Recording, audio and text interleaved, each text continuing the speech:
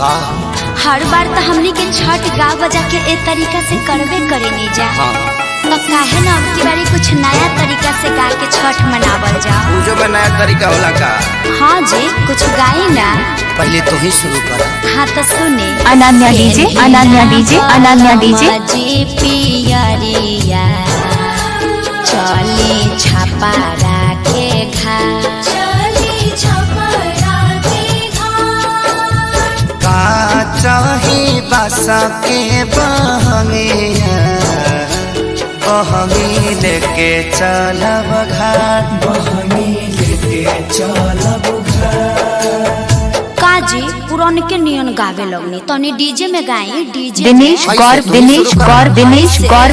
पेन्हिना बलमा जी पियरिया ए जी पेन्हिना बलमा जी पियरिया चली छापा राखे घाट, चली छापा राखे घाट। का चाही बासा के बहंगिया बहंगी लेके चलब। Ananya DJ, Ananya DJ, Ananya DJ. ए अम्मा जी तनी रौरो नाची। बाट जे पूछेला बटोहिया,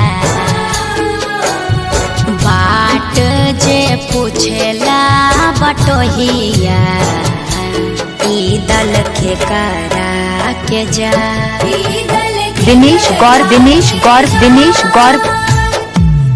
तू तया धरा हवे रे बटोहिया, तू तया धरा होइबे रे बटोहिया।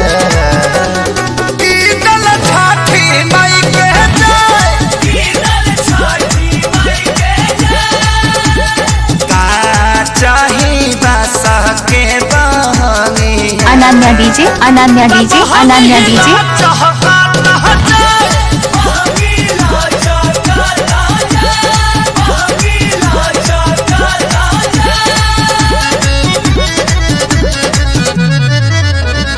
करी न सासु आमा जी तैयारिया अर्घ के बेरा बीतल जा।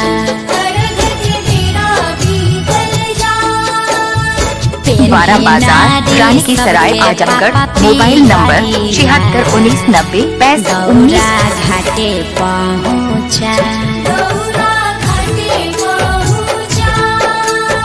मम्मी हम तली थथी घाट के पलाका छोले। अरे तू का करे जइब? पराका फोड़ के हमार सारी जरइब मरब एक था।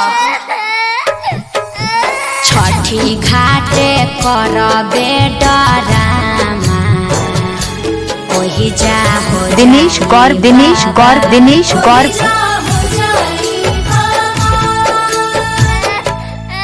यार पापा से बोल, मम्मी मारने की धमकी दे रही है। पापा साफा आतंकवादी हो का? काहे लइकवा के डरोले बड़वा?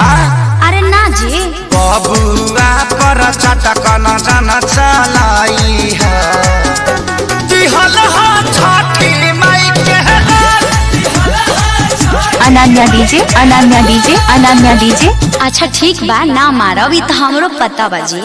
खीर पावन ह छठी मैया खुश रहो नैहर ससुराल, खुश रहो आंगना दुआर, खेसारी पवन वाले रही प्यार।